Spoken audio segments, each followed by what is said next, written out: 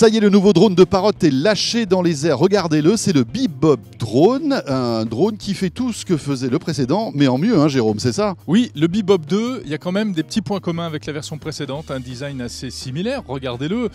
Même s'il est un petit peu plus dodu, il a pris un peu d'embonpoint. Les hélices ont été légèrement améliorées, mais c'est toujours un petit drone entre, on va dire, le jouet et puis le drone un peu amateur. La partie vidéo, on est toujours sur du 14 millions de pixels. Ça, c'est ce qui ne change pas dans le Bebop 2. Alors, ce qui change en revanche, c'est qu'il est beaucoup plus rapide, beaucoup plus nerveux. Il vole jusqu'à 60 km/h, hein, Ouais. c'est quand même impressionnant. Il arrive à prendre de l'altitude aussi d'une manière assez fulgurante. Et puis surtout, ce qui change, c'est l'autonomie. On passe de 11 minutes pour le précédent à 25 minutes maintenant. Et c'est le responsable du Bebop qui nous en parle. On a cherché à augmenter l'autonomie du Bebop 1 en fait. On targetait plus de 20 minutes. Donc on a fait énormément de simulations, on a fait des modèles basés sur notre expérience. Ça fait quand même presque 10 ans qu'on fait des drones.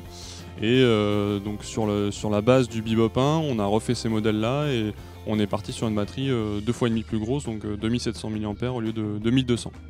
2 fois et demi plus grosse, ça fait une batterie plus lourde, c'est pas un problème. Non, alors c'est pas un problème si le drone est capable de la porter. Donc il y a un paramètre qui est très important pour les drones, c'est ce qu'on appelle le rapport poids-poussée.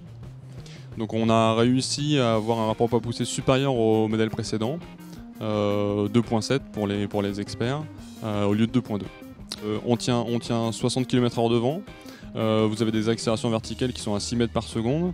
Donc là on est sur des performances d'un drone qui est en général beaucoup plus gros. On a une caméra qui est fixe mécaniquement mais qui bouge numériquement, c'est-à-dire que grâce à la lentille fisheye de 180 degrés on peut même voir sous le drone et on utilise aussi cette feature pour faire la stabilisation d'image. Donc quand le drone vole, qui s'incline à gauche, à droite ou l'avant ou l'arrière pour résister au vent par exemple, l'image reste parfaitement stable. Alors la portée de ce Bebop 2 est d'environ 300 mètres si vous le pilotez avec votre smartphone ou votre tablette. Donc là, c'est en Wi-Fi, hein, bien sûr. Exactement, jusqu'à 2 km avec la télécommande Sky Controller qui est proposée par Parrot.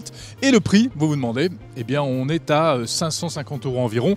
950 € avec la fameuse télécommande Sky Controller. Bon, alors il est très sympa ce drone, mais malgré tout, on est un petit peu déçu parce qu'on s'attendait quand même à voir arriver des fonctionnalités qui commencent à arriver chez certains concurrents, entre autres la fonction Follow Me, c'est-à-dire que le drone est quasiment intelligent grâce à un bracelet ou à votre smartphone, il vous suit. Ce n'est pas le cas de ce Bebop Drone 2. Non, le PDG de Parrot, Henri Sédou, nous explique que oui, ça arrivera un jour ou l'autre, mais chez Parrot, ils ne veulent faire que des choses qui fonctionnent dès maintenant. Et c'est vrai que la fonction Follow Me, en réalité, si le drone ne sait pas éviter les obstacles, ça peut poser des problèmes.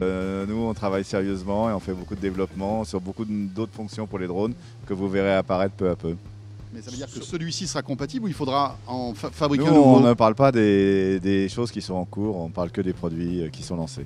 Voilà, et pour tout vous dire, Parrot est en train de travailler sur un drone justement qui aurait cette fonction de Follow Me, mais qui en plus pourrait éviter en fait tous les obstacles qu'il pourrait rencontrer. C'est pas pour tout de suite. Là, pour l'instant, on se contente de ce Bebop Drop 2.